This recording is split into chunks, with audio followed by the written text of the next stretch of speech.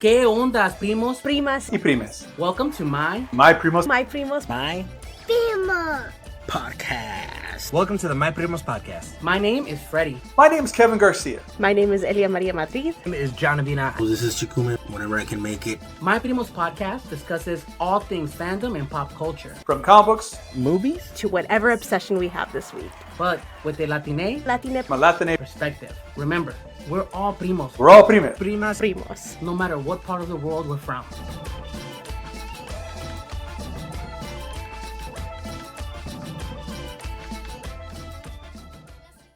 ¿Qué ondas, primos, primas, y primes? And welcome to My Primos podcast.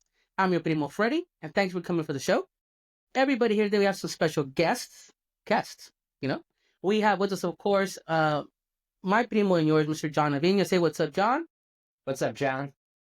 Of course, always, John. And returning to the show, after I think it's been a couple years, been about a season or so, we have Aide, the down-ass Vata, coming back. You remembered the name. I remember the name. I have a pretty good memory, Hi, y'all. Hey, we'll say what's up Aide to everybody. What's up, everyone? Nice to be Oh, back. I'm glad you're back. You were excited to come on the show because of our guests. And Absolutely. of course, she's right there with us here in the room. I want to just welcome Ms. Dalina Soto. Dalina, I want you to just introduce yourself to the primos out there and kind of mention why you're on the show today.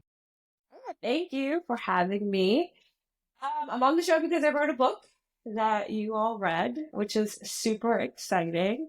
I'm a registered dietitian, and I talk all things food in a good way. I'm not the food police. Please don't ask me what to eat, because that's very personal. I'm not putting you on a diet. That's not happening. And I love food. Awesome. The book we're talking about is the Latina Anti-Diet, which, by the way, is launching today, the 18th. So as of recording, this book is available for purchase, primos. The Latina Yay! Anti-Diet. Congrats! Thank you. Congratulations, Alina. Thank you. Well, primos, let's kind of get the formalities out of the way. Remember, you guys can follow us at My Primos Podcast and myprimospodcast.com. And of course, today's show is sponsored, guys. It is sponsored today. It is sponsored by patreon.com/myprimos, where you can go support your primos. Of course, enjoy shows like Meal Mondays, Recap Wednesdays, and of course, Mr. Garcia's Comic Book Thursday. So go check us out there, support the show, and just let us know this is what you want, primos. Because again, we're building a community and unapologetically primos. All right, let's make this happen. But today, let's dive right in. Dalina, I want to just kind of go around the room here. I'm going to have everybody give you your flowers. And Aide, what were your thoughts on the book overall? I mean, I read a little bit. We're not going to give too much away, but just kind of bird's eye view of the book for the primos here. Yeah, I want to make sure, Dalina, that you tell me if I'm giving too much away, but I really love the perspective of different storytelling through different lenses of different women and kind of what they were going through. I definitely connected with many of them, and I can pick and choose moments where I'm like, oh, yes. And then mostly, I really appreciate all the cussing. I was there with you. I was just like, yeah, fuck yeah, it's hard. Yeah. So, thank you. Thank you. John, what about you, man? Your thoughts overall? Quick recap or thoughts on the book? I love food positivity. I come from a family that works in the kitchen. So my grandpa opened a tortilleria, and a lot of times when I see stuff about diet, because I've struggled with that and stuff myself, tortillas are usually the first thing they tell you to cut. They're just they have to go, and then so do all the foods that go with it. And I was like, but they're a part of me, so it's hard. And then even more so, I have 5 sisters, so I've been a part of every diet fad since 2001, along with them, and this really helped give me perspective on what they were going through those times, those specific things, and made me appreciate where they're at now with food and their kind of relationship, and really helped me kind of get through that too. Wow. Me, personally, again, I grew up with sisters, and that hit home as well, just kind of seeing those struggles and those, me and I have shared kind of conversations about that, our struggles with that, because I really do believe I've heard so many different things, I've struggled with weight myself, but it's always been the conversation of food's not emotional. There's no emotional connection to food. And I'm totally, man, there are some times where the pupusa just hits the right way, and Yeah, it's it does. like It like does. It like does. right here. You know what I mean? And I think that what I learned, kind of what I read in the book, and to be fair and honest, I didn't finish it yet. I'm really enjoying it, as one would a great meal, right?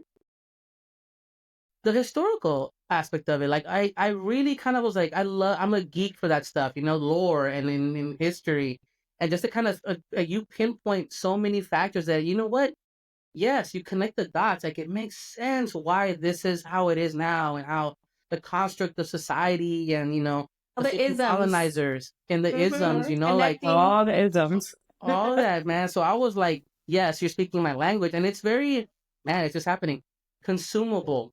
It's not over your head, It's not. That It's was not wrong like on a roll. it's not like you're shoving the textbook down your throat, like all these facts and measures. And I'm sure if we wanted to, we could, right? But no, like Yeah.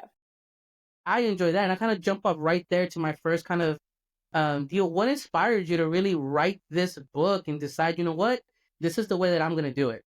Yeah. So, I mean, when I became a dietitian, I didn't think I was going to be on social media or writing a book.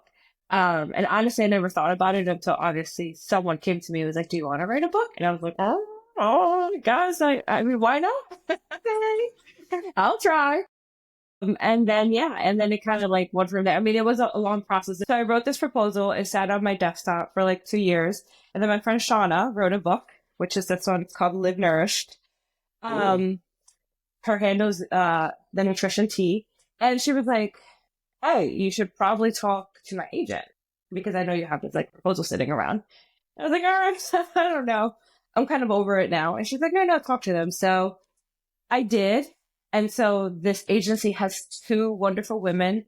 And so obviously the person that was working with Shauna was like, "I can't take you on. Obviously you and Shauna do the same work. Your book is going to be very similar." So Kate took me on, which is the other co-founder. And she literally shopped my book in like 2 weeks. She had five agents, like five publication agencies like ready for me. And I was like, "Holy shit." That's cool. And then it was like, it happened. I was like, "Oh crap, here I am actually writing a book." But what made you go this Trust the route? Like, process. I know. what made you kind of go to that route? Like, man, like I don't see myself out there Yeah. in this world. What was it? So I think, I mean, I've never seen myself in this world just because, I think the latest data says 13% of dietitians are, identify Latina, Latinx, Latina. And I think that, I'll talk about this in the book, but like a lot of them are very white passing. And so like a lot of them assimilate a lot to the nutrition standards. They really, accept what they're being taught. And so even from like an Afro-Latina lens, there's very, very minimal representation. And I think even from a Caribbean perspective, right, I think something that I, always talk about when I'm in the field and talking to other dietitians, a lot of our like resources are always written in high like level Spanish, which is really hard for a lot of our clients and patients to understand. And two, it's very Mexican culture. And again, I love Mexican food. It's amazing, but like South America isn't really, identified in the food. The Caribbean is like not even there half of the time. And I think, it's non-existing. And I think, obviously I live on the East Coast. Well, not obviously. I live on the East Coast. And so I grew up very much with like a Caribbean mix of Latinos, right? I grew up very much with like the Puerto Ricans, the Cubans, the Dominicans, Mexican, yes, but we don't have that big population, I think, like as the West Coast, where I go to the West Coast and people don't even think I speak Spanish half the time. They look at me and they're like, so I think that that's something that was missing a lot too, like that perspective of like all of the community, all of the cultures, and also written from a space where it wasn't just like, here's all the science and this is why you should do it. I really wanted people to understand what I was saying. I didn't want it to be like a medical book. Like that wasn't the point. I wanted it to be a book for someone who, if they can't go to a dietitian, if they don't have insurance, if they just can't afford to work with somebody, I wanted them to get something out of my book where they can start at least having a healthier lifestyle without having to change any of their foods. Wow. John, you talk about how your background, your family, I would say, and your personal life. I mean, cooking's important to you, man. Like, What have you heard? I mean, we talked about it kind of briefly, maybe offline a little bit, how Latino foods get stigmatized as fatty and bad for you. Yeah. And I mean, what are your thoughts on that, especially after reading Dalina's book? Yeah, well, like my uncle, so my dad and my uncle still manage the tortilleria, and my uncle was saying the other day that he wanted to go on a diet. So we were in a Mexican neighborhood because that's where the tortilleria is, and like every place I mentioned was being vetoed. He's like, no, it's too fatty, it's too this, it's too that, and I was just, I keep telling him like American food, like there's kind of like this standard of like white food would be the healthier. Like he jumped to salads right away, and I was like, "You're gonna be hungry in an hour." Like I know we're working, we're on our feet, we're carrying heavy boxes. I was like, "You're just kind of denying yourself in the moment to do more later with it." I was like, "So just like eat what you want now, and just regulate yourself on your downtime when you're not as active." But it's coming from me, so he's like, "What do you know?" Yeah. You hear? I mean, do you hear that a lot, Alina? I mean, as far as like when families or people maybe in your own circle maybe have worked with you around you, um, is the book gonna push them to listen? Because it's like my house too. If I say something, they don't care. They're like, whatever, you're not so and so. But I mean, what has been the reception from your own circles near you regarding the food and how to make those changes or accommodate or no? My family doesn't listen to me. Are you kidding? Like, I what would the be at fuck, first. right? Yeah, I'll be like the Right? first person in human history. Right? Like, oh shit, you listen What to do you it? do? It took writing a What do I book, do for a living? Half the time they're right? like, "What do you do?" I'm like, "Why? Why are you calling me? Right? Why are you Shit. asking me this question?" God. They care about it if it's about somebody else in their life, not about themselves. Like Excuse they'll call me. me about like a friend. Yeah, they'll be like, "Well, my friend," and I'm like, "I don't care." Actually, trying not to because it's hard to mix family and business. Right? We know that. But it's kind of like that. I mean, they don't listen to me. They still see me as like the little kid. Like even my parents, I'm still a little kid. Like they really don't take me serious half the time. So I just gave up a long time ago. I just nod my head. I say, okay. And I just Hmm. I just don't engage. It's crazy because we're all parents here, right? I think mine's the eldest. I have 15-year-old, Okay, and yeah. I promise you that the struggles of food and kind of these things, like John said earlier too. He's like, oh, it always reverts to chicken breast and salad and that's the best stuff. Don't eat so much bread. Don't eat so much Yeah. arroz.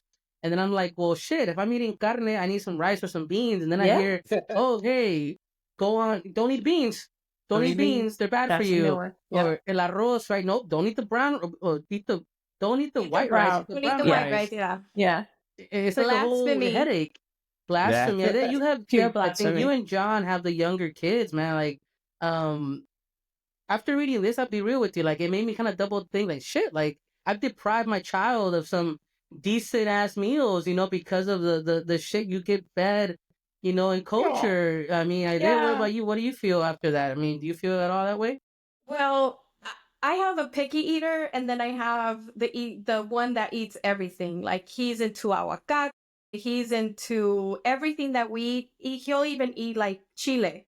He'll be like pica. It was like, oh pica, but it's good. It's good. And he'll eat it. And then my picky eater, yes, I have to really negotiate with her, but I think that what she really is into is a lot of fruits, maybe not as many veggies as she should be according to her doctor or whatever, but I don't feel bad for picking up pizza or chicken nuggets and fries once in a while because I know that I offset that at home with strawberries. My berry savings account is It's a lot. always yes, It's a lot. it's so much. Like it's so expensive to keep up with their gustos, but there's always strawberries. They're into pomegranates. Like we're always trying new All the foods. expensive stuff. All the Yeah. expensive stuff is what they Oh, like. man. But Of you know course what?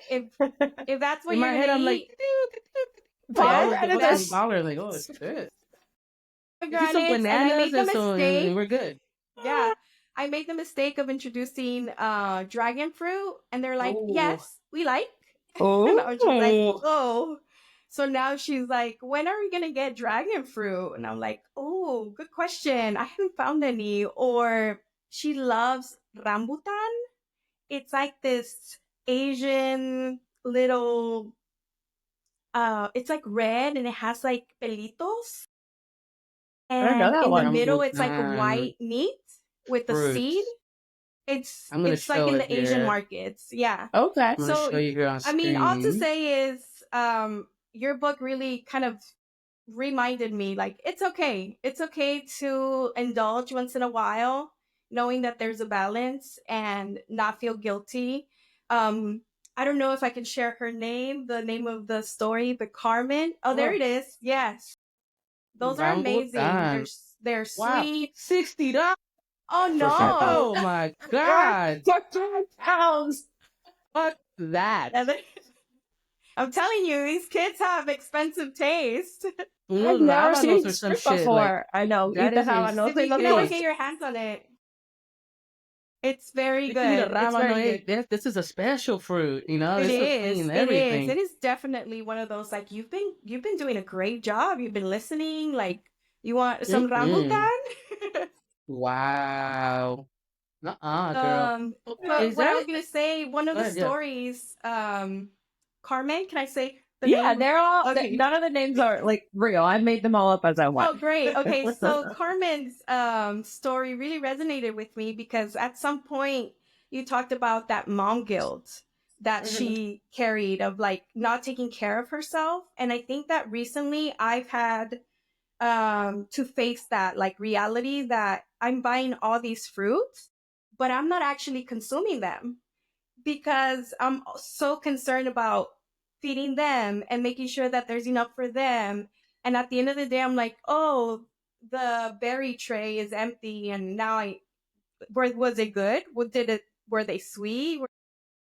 So I've been really trying to make it an effort to get my share or, enjoy that with them, sit down and actually enjoy, because I feel like most of the time I'm just like this waitress being like, here's your fruit, here's your this, here's your that, and never really making time for enjoying that, that fruit and just kind of like that memory of being a child and eating and just not caring about what's going on around you and just kind of like letting the juices pour. Wow. Yeah, I really It's a like that sexy story book. too, because I'm the like main chef in the house. Like, I love cooking. I just love cooking. So I will cook, but I will eat over the stove because I'm making for everyone. And then like at the end, I ask everyone like, "How was it? Was it good?" And they're like, "Well, didn't you eat it?" I was like, "Well, I ate this portion while I was pouring it into this portion while I was doing Yeah. this." And then, well, why don't you sit? And it never really dawned on me like, oh, I'm not really enjoying the meal. I'm just consuming because I gotta keep going to give out to other people. And then my wife will do that when I'm not home with my son. Like we do have a lot of fruit. Like he loves fruit, thank God. But she won't eat like the pepinos or whatever we have because she was like, oh, we're saving it for Ben when he wants it, so we have it for him. And I'm like, no, it's okay that we eat it too. Like we could always get more, but there is kind of like a price barrier, I think, for a lot of people when they start to look into diet. And I was going to ask you about that. Do you think like your client base sometimes gets scared when they think about like diets because they see that barrier at like the checkout lane and stuff? I think it's a lot of things. I think now, like in today's climate, yes, food is always a barrier. I think more than anything, the organic versus conventional is really where the barrier is because, these wellness people will tell you like you can only eat organic and they have like the dirty dozen. And I didn't go into it too much in the book. Like I explained how like it doesn't matter, from a nutrition perspective, it doesn't matter. And like even organic, it's still sprayed. How are you going to keep the bugs away? How are you going to keep the critters away, right? Don't fool yourself. Don't fool yourself. Exactly. Like pesticides are not the problem. It's people not having access to food that's the problem.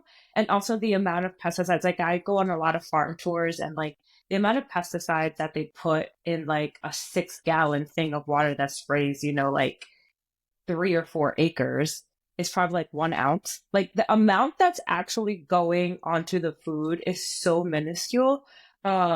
And you should be washing your fruit anyway. Like, you should be washing all of your food anyway. So like by the time we consume it, there's like nothing there. Of course, the issue is when people are actually like spraying it themselves or working with the chemical if they don't have the proper PPE. Obviously, that's a whole different conversation for like how we treat our farm workers in this country. But as a consumer, we're not being exposed to it, right? And I think that that's where I see it the most is that people are like, well, I have to buy organic, especially berries, because it's like one of the bigger ones on the dirty dozen. So I see it from that perspective. And I also see it from people like not wanting to buy canned or frozen because they think it's not good for you. And sometimes like you have to lean into those things because foods are not in season. I mean, we live in a huge country and most of our food, fruits and vegetables are coming from California, right? At least for me, like, on the East Coast, like I don't have access to like amazing tasting strawberries all the time. Like Right, this time yeah. of the year, my strawberries aren't that great because you know they're not in season. You So buy like them and the bottom half are fucking Yeah. dead. You know what I mean? Like, Oh my Always. God. It Yeah. takes like one day Yeah. and they're all brown. they're all gone. Yeah. Yeah. So it's like you have to. In an ideal world, right? We would all be buying seasonally. We would all have access to everything. Food wouldn't travel so much, but I think it's like we really have to view it from a lens of like, what can I do? Like, what can I afford? My kids only eat fruits too. Like, vegetables are not something that my kids are like, oh my God, let me have some vegetables. Like, feel like the bad parent, the worst parent here. no. My kid is the It's opposite. forced.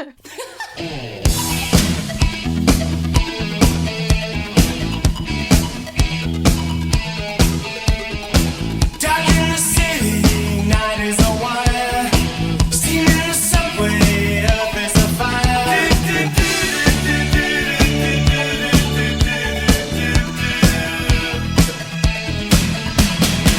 Woman, you want me, give me a sign. And catch my breathing even closer behind.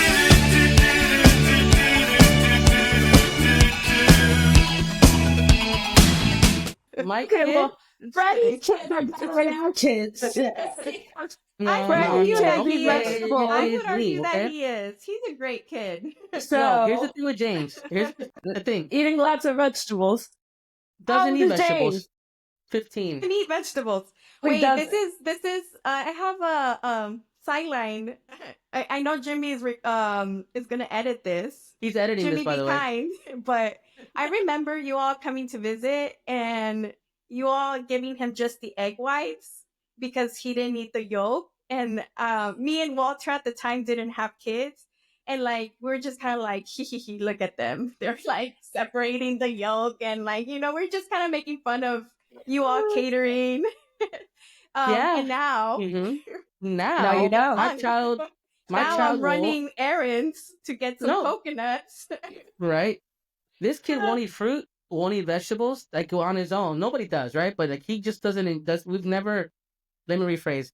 My wife did most of the heavy lifting. I love you, wifey. The heavy lifting. She did the heavy lifting. I did nothing. Okay. But when I did, when we'd eat together or whatnot, I'm guilty of it. And tell me, this kind of feeds into the book again. Again, the Latina Anti-Diet, out today, Primos. Please go check it out. It's Oh, awesome. great cover, by the way. Yeah, Oh, I look at didn't that, like look at it, that. but I love it. Cool. Thank you. Well, what I was getting at is the guilt part about, we're worried about what we feed them, if we're eating whatnot. I came from a school of, te lo vas a comer y te lo vas a comer. Like, I don't give a fuck. You're eating that you eat all of it.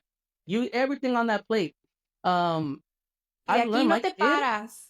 Y sácame el not that cinto. Like, No, he te won't lo eat it. comes y And te lo comes. I've even had to I got into like a screaming fit because I wanted my kid to eat a sandwich with mayo on it. Like, I was like, you have to not. I like lost my mind. And like, I don't know if I reverted back to my grandfather or something like, "Rah!" And my kid looked at me in tears in his eyes. He's like, I don't want to. I don't want that. And I walked away. And my wife's like, you overreacted. Number one, it's just a fucking sandwich, and mayo's bad for him anyways. Like, what is your thing? And I'm like, I was so used to, you don't know where your next meal is gonna come from. So whatever's put in front of you, you fucking eat it, because I can't guarantee you're gonna have dinner. I can't guarantee you're gonna have the next meal. And have you found, and maybe just touch on the book a little bit, because there's a whole ideal of what's considered the body type, for work. Like my Mhm. mom, my dad worked with his hands. Hey, eat all the tortillas because you need every piece of strength you need because you're gonna go dig a hole for 10 hours. Mhm. And then the ideal of, oh, pero está bien gordo. Like, what do you want? Like, you want me to be strong or you want me to It's be thin? muscle. Like, it's masa. But my kid, for example, is to kind of in that he doesn't eat a lot of vegetables, and he's more of a taster. Like, he'll eat certain foods. He eats tofu. Like, he loves tofu. Like, he and never introduced it to him until he was older. Food, seafood. He is very minimal in what he eats. Very particular in what he eats. Adventurous in certain occasions, but he won't do the things that. And I feel bad. I'm like, shit. Like, should I have been more? And this is the thing. I don't want to force my kid to eat fruits and vegetables when he's little. Now he's 15. Forget it. He's not gonna do it until he wants to. But has that been touched on, and what you do, or anywhere later in the book, maybe, or in the book that they can kind of attribute to these creencias, these like traditions that we as Latinos have kind of dealt with? Yeah. So there's a chapter in the book where I talk about that. And I talk about, yeah, that like almost scarcity mentality that a lot of our families have because they grew up in countries where you did not know when your next meal was going to be. I don't touch upon the kids and like how to feed kids, just because that you Yeah. could write a whole nother book on that. But I think it's important to understand that like our job as a parent is to offer. And I talk a lot about in the book how we were raised and that like if te lo comes, te lo comes, right? Like you didn't really have a choice. And so like they viewed kids as children, like to be seen and not heard, right? We always heard that. We weren't treated as little humans, right? Like a lot of times we had to be adults. We were never allowed to be children. And I talk a lot about like the parentification of like many of us, especially like me as the eldest daughter, the one that spoke English, the one that had to translate everything, the one that had to be the third adult in the Yeah. equation. And my brothers didn't Are have to we deal all with that. nodding because we are? Yeah. We were Are all you all ready? the oldest. Raise your hand if Are you we? think I twice. think we have a new I'm the- podcast, the third adult. This Third is it. adult. The third adult. Yeah. I'm the But my oldest- brothers yeah. didn't. Yeah, I'm the Okay. oldest boy out of 7 kids. So my older sister, she got like I felt bad because nobody would ask her of anything, but they were kind of always prepping her for like, well, Mhm. she's gonna be the first to get married because she was also the 1st of all the cousins. So, but Yeah. every compliment for her, every time she was greeted by someone, it was always like, "Oh, you're so pretty," or "Estás un poquito gorda." Like there was Yeah. always like that undertone to her, where my sister just hated food, and I think to this day she still does. Yeah. But like you could see that relationship between like the worth that they gave you and Mhm. how they saw your appearance, and Yeah. that's tough. Like you Yeah. still can't shake it. Yeah. Yeah. I mean, I talk about it from the woman's lens, right, in the book, but I think it affects a lot of us. But yeah, like I talk about that, but I think more importantly for you, Freddie, like the idea is as a parent, like we want to be better, right? And obviously we're gonna yell and we're gonna get upset, like you did over I know, mayo. like, That happens to ugh. me all of the time, and I do this for a living. But our job as a parent is to offer the food and allow them to have choices. Like kids don't have to like everything. They don't like you can't expect you don't like everything. You can't expect your children to love everything. But at a younger age, we are supposed to encourage them by allowing them to play with food, smell the food, touch the food, and offer the food, right? Like, I think another thing that's really fucked up in our parents' heads is the amount that children should eat. Like, the way that my mom tries to feed my children is like she's feeding my dad. And Yeah. it's like, Yeah. they're little babies. They're not supposed to eat that much. And I think that that's another thing that's very distorted in our communities is just the amount that a child should eat. And also, children move a lot. They burn a lot of calories. They should be eating a lot of smaller meals throughout the day. Like they eat a lot, right? And that's a big thing. Like I already fed you. You shouldn't be hungry, right? So I think Yeah, you shouldn't. a lot My of, mom's like, yeah. my mom was always like, "Ni agua me vayas a pedir ya." Like, it's enough. Mhm. Like, you're done. And Yeah.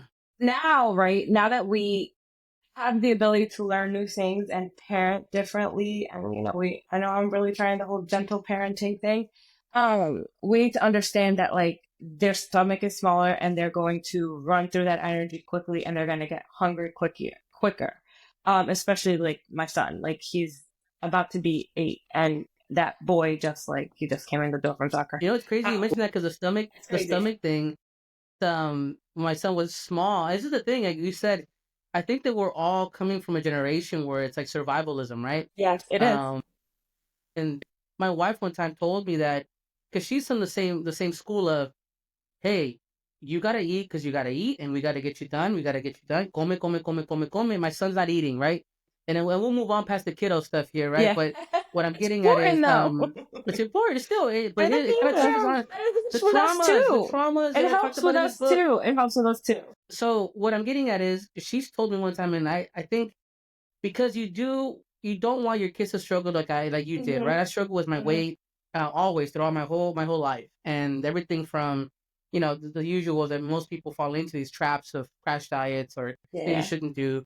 But some things do stick that are logical, that make sense, right? Like I told my wife at one point, she was worried, like distraught. Hey, our son's not eating. Like he's Mhm. just not eating enough, or he's not eating enough. And I go, babe, like, his stomach's like this small right Yeah, now. it's so small. Like it's like so tiny. And then she eventually kind of looked at me and went, shit, you're right. Like, and it kind of like a It's bulb a went light off. bulb. Yeah. And we started changing the attitude on, are you satisfied? And he's like, yeah, I'm satisfied. Cool. It still gives me chills to throw away Yeah. food. Like we're Yeah. done with this You need food. some And like, chickens. Yeah. I'm You like, can eat the okay. leftovers. Yeah. No, I but mean, we're it's lucky, right? Walter's parents have chickens, so I'm like, oh, you didn't eat it. It's for the chickens. It's for the chickens. And that gives us, at least me, a little bit of peace of mind because I know that it's going to feed our next meal because we're going to eat that chicken eventually. yeah, We it's a lot. It's compost a a lot to lot. think of. Yeah, and Yeah. composting. Yeah. Yeah. No, but I yeah, it's a mean, trip. You never think about that. yeah, and I think that again, think about it this way. If you didn't put so much on the plate, they wouldn't have wasted. See? And it's me. It's the bad parent. You're not a bad parent. We all do it. But yeah, like the portions for the kids, like starting off slow. I always tell my kids, like, take a little bit. If you want more, come back for it. There's always more. Like, right? Like this idea of like, you can always come back for more is so important so that they don't, overfill their plate and then, yeah, we're throwing it away. And that's a I want to struggle with read my 10-year-old. a piece here that I dog-eared because I just Oh my tear up God. my books. I put notes. It hit me, and I wanted to touch on it because I don't know if Okay. when you guys read this. During the introduction, so I'm not giving away too much, but it says, this is not a weight loss book. This book is about nutrition and healing our relationship with food. That said, I do not shame people for wanting to lose weight. Who the fuck doesn't? Society has told us we need to be thin to be pretty, thin to be accepted, thin to just be treated with dignity and respect. And that fucking sucks. All we can do is try to find peace and stability with our weight. What does that mean? Right, What does that words mean? in there. Fuck yeah, It there just is. means it means that it fucking sucks to be a human. Especially I think in today's world. And again, as a dietitian, I will never sit there and tell someone like you shouldn't lose weight, you shouldn't want to lose weight. I am not going to restrict you and put you on these crazy ass diets for you to lose 10 pounds in a week. Like that's not what I'm going to do. I'm also not going to celebrate your weight loss like it's the most important thing you've ever done as a human, which we see with celebrities all the time, or we just see in with people in general. Like they walk into a room and everybody's like, pounds, it looks so great. And it's like you're validating that they lost weight, and then it continues this perpetual cycle of like, I have to be skinny in order to be accepted. I have to be skinny in order to be treated with dignity and respect, right? Because a lot of the times, la tia, las abuelas, tu mamá, like everybody's like, you have to lose weight. You have to, you look. You know what my mom's nickname is for me? La Gordito. Bomba. Oh, Bomba. And I'm all like, I love you, Mom. That's the only Yeah. reason I don't know. Yeah. Like, I love you, I mean, but, you know? But we put this emphasis on like the greatest thing you can do as a human is lose weight. And it's like, it's not. And, we live in the world of Ozempic now and like Wegovy and all the GLP-1s, and all my patients are on it.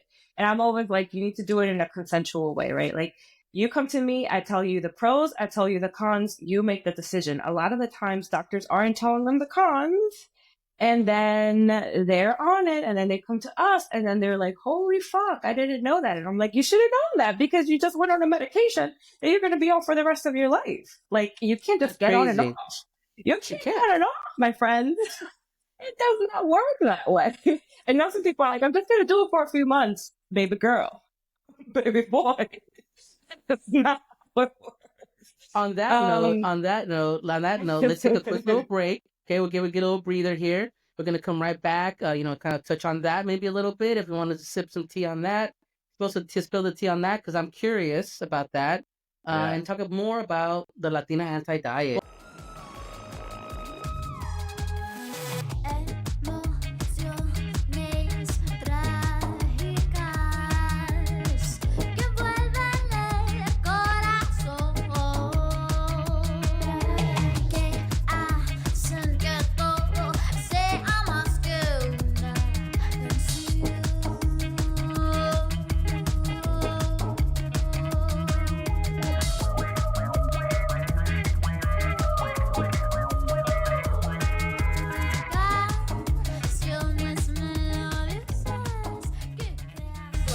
Yes.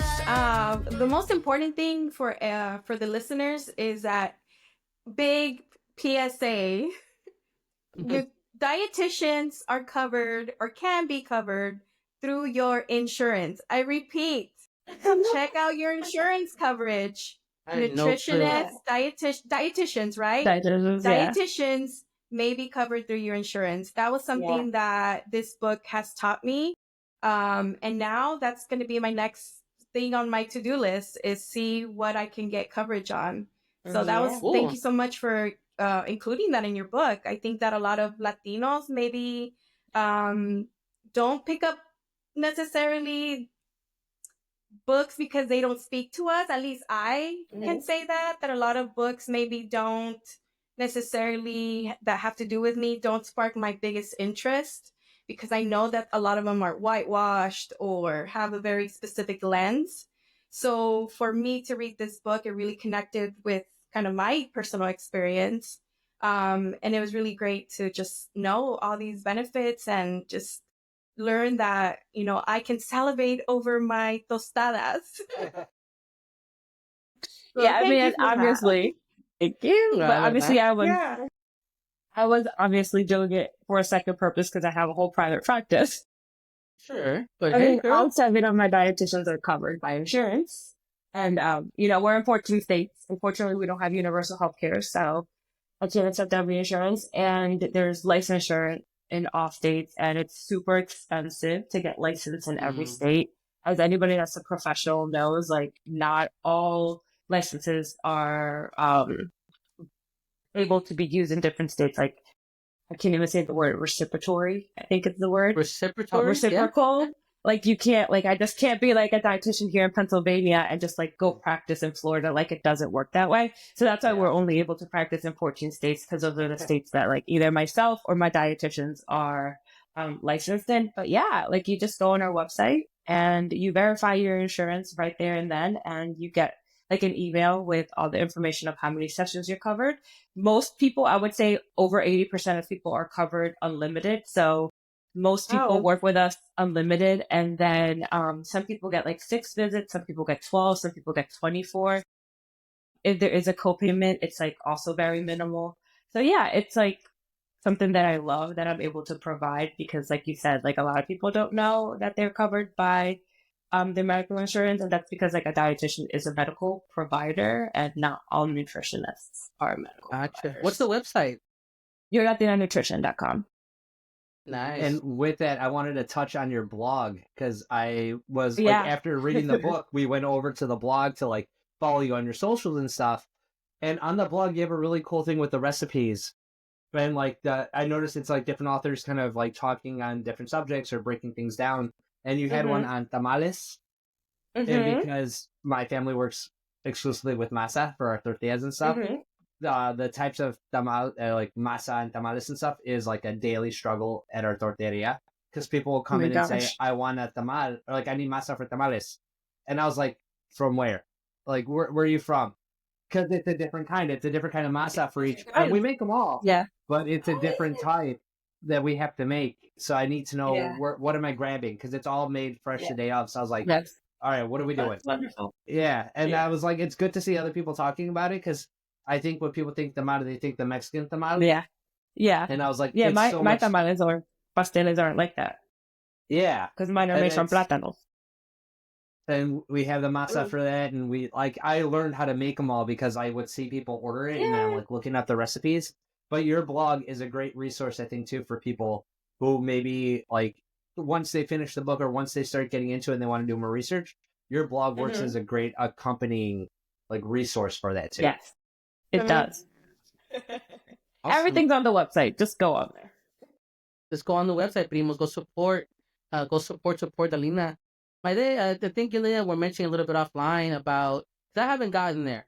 But there's different types of eaters. Is it a different type of No, food? Dalina, maybe you can explain it better. Yeah, I'm sorry. So there's different types of hungers, right? So there's like your emotional hunger, your like your primal hunger, the like I'm actually hungry.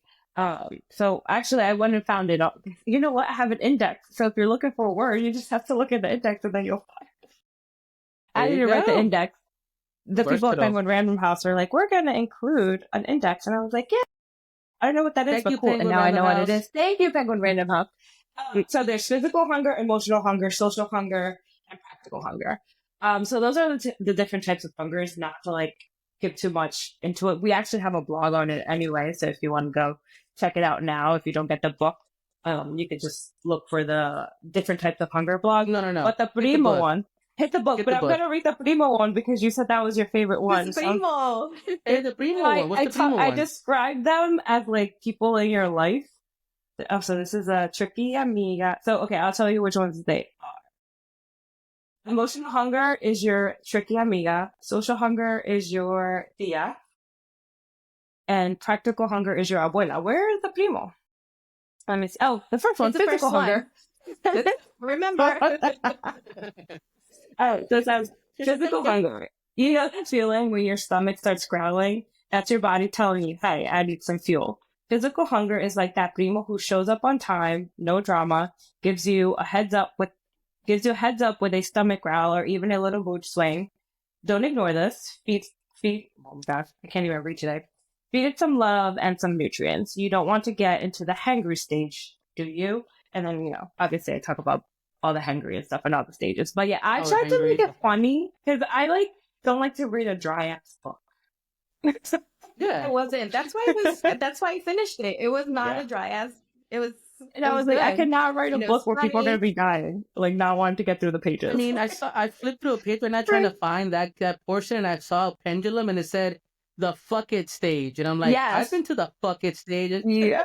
Where is the pendulum? plenty of times, and I'm like, oh shit, like, see, it speaks to me because it also, like you said, right, it's inviting because it's not so like a textbook, right? It's not a medical, I didn't like a want that, medical yeah, I didn't textbook want you're that. reading. And I'm like, I like the fact that I can laugh and learn and kind of Very You know validating. what? Thank you. That's the perfect phrasing for very validating. And it doesn't make my food feel scary. Like the tamales we talk about, right? It doesn't make it say, like, oh man, I can't have that plátanos con frijoles negros or whatever. Like, oh man, like, like it makes me feel like, oh, I can't have that. Because I've gone through crash diets. I've gone through really restrictive diets. And like you said, like, I lost weight in 30 days and oh shit, like, whoa, different human being. And then like a month later, I'm like back to this, it's like, pero not to joke about it, but it's kind of being comfortable in your body, in your space, and being healthy. Like one of the things you talk about in here, which I do, and I kind of akin to me, is health. Yeah. How doctors look at you and just immediately go, oh, it's because you're overweight. And I go, you Mhm. haven't even talked to me, You have it. and you just said you're overweight, and that's the fix. Yeah, You the know? pendulum is on 129. I know. I was like, fuck it, stage. That's the way to Look, do it. everybody's on there. They're Yes. in the extreme diet or the fuck it stage. There's no in between. And I think that, I talk about why that's not good for your health. That's not good for your Yeah. hormones, especially from a woman's perspective. Everything is like hormone health, hormone health, hormone health. And it's like, girl, your hormones are going to be fucked up. Right. Because there's a lot of things happen. And I think I break down a lot of the hormones. and I talk about them. But yeah, I wanted it to be something. Obviously, I write it from the perspective of a woman for a woman, but I'm happy that you two enjoyed it, even You're as the like, first book I finished this year. So me and my wife do. Yeah. Everything The else first I've book I've tried. read in a while. Yeah. I've struggled so much with like my Robbie, actual yes, novel Robbie. reading. And I was just like, I can't get through books. I don't know what it is. Yours, it's your language, it's your honesty, you're funny. Like you're really funny. thank you. And it helped. And I at first I was just like, I hope this isn't like a textbook because I'm not gonna finish it. And then I was I know. laughing at reading it, Well, and I was laughing so much that my wife was like, "What are you reading?" And I was like, "We can buddy read it." And then she ordered it. She's like, "Well, we're gonna buy it," and she was just like, "We're gonna get one for my tias because if when the attitude starts up, They're we're not gonna be gonna like, like me. here you go." Read this. I'm always afraid. I'm like, some people are not gonna like it because I mean, obviously, I took a lot of shit. The That's one who we reads are, the right? other. Too. You have But to. I always think of like, there's a group of Latinos that are not gonna be happy with. They're never gonna be. I Yeah. posted a like I think 'cause I write comics, Thank so you. I posted a thing about a comic that I wrote.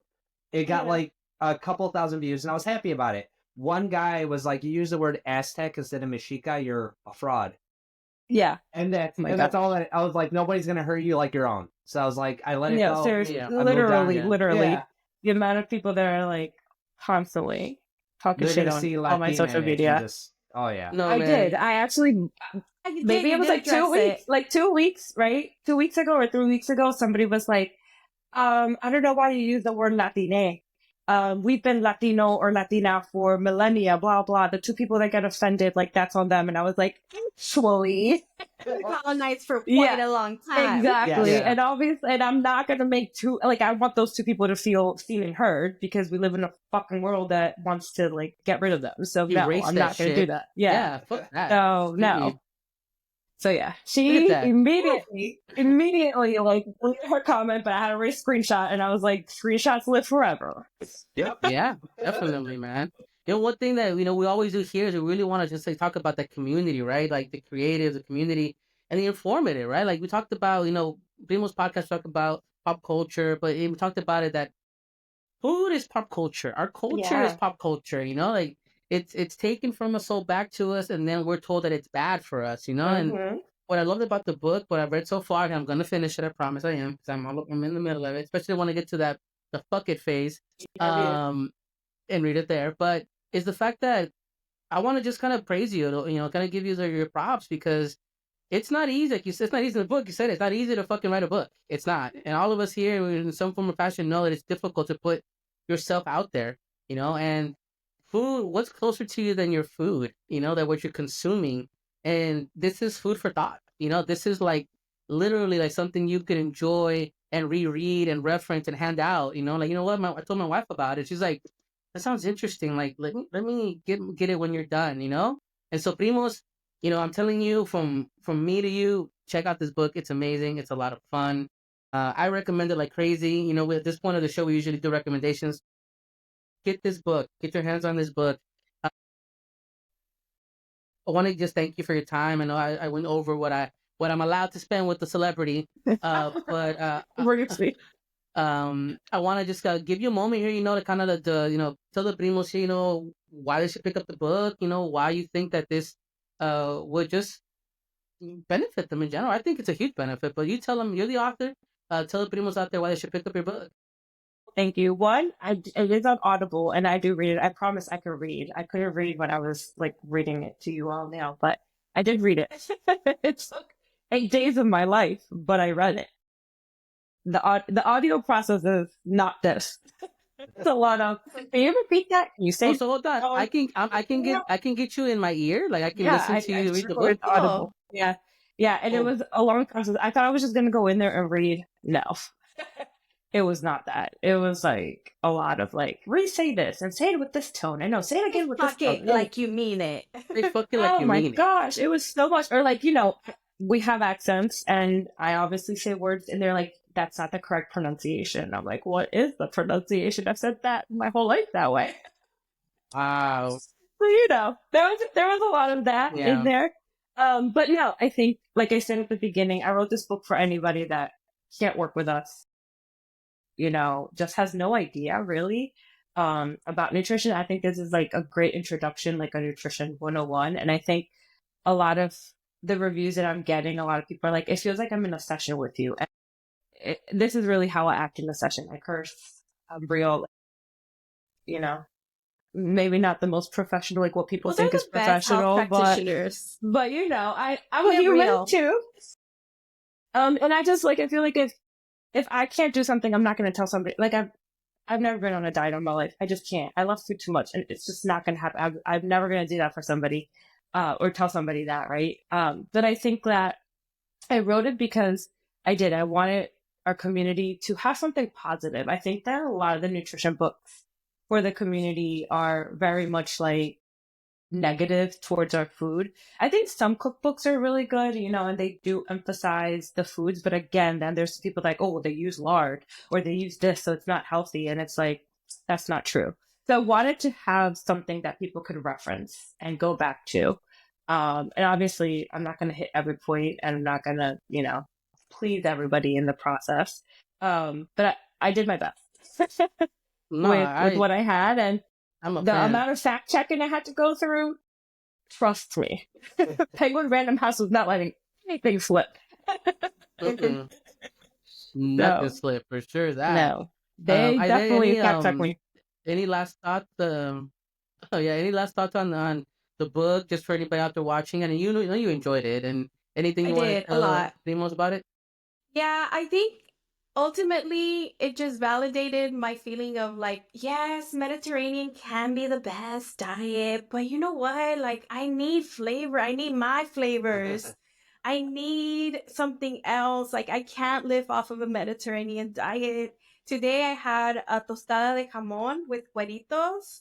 And like you said in the book, you salivate more when it's food that you enjoy. The whole time I was just like, I'm building enzymes here. I'm like, I'm gonna process this food so good. It has Look at lettuce, that. it has milk. I was thinking about the plate. So Yeah. I'm taking away that, yeah, Mediterranean is not the only way. Like, we can look within ourselves and within our food, within our cultura, and be satisfied and feel good about what we consume on a day to day and reconnect with that food. That's what I'm taking away. Yay! That's exactly what I wanted you to take away. There you go, John. What about you, man? It's great for me because I have a resource now for when I'm in the kitchen and people are yelling at me because I'm cooking for like 5 or 6 people at a time. Hit him with And- the book. Yeah, well, I made tostadas de lomo today. Like, I happen to make tostadas too. And there was a lot of heat because they were like, oh, there's fat on the lomo. And I was like, well, where do you think the flavor's coming from, guys? Yeah, you want to be dry? Yeah, so, but it's that perpetual, we need to always search for the healthiest things. And this book is a great resource, so you don't have to sacrifice your own identity for your health. The two things can exist together if you're willing to do a little bit of work. Mm-hmm. And just That's view awesome. it differently and add. You just need to add. You Exactly. need to add nutrition to make it balanced. Dalina, That's it. I'm so grateful for your time, and hopefully we didn't scare you off, and you can come back. We can go a little deeper. yeah. We can talk about that was Ozempic fun. stuff that's going around. That.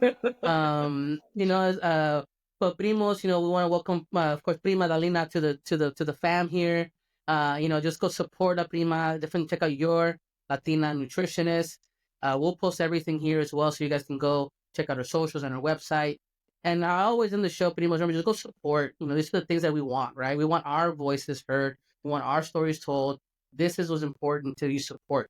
So definitely make sure you do that for the Prima here. And how I always in our shows, everybody, remember, no matter where you're from, we're all primos. Take care of each other. See you next time. Adios. Bye. Thank you.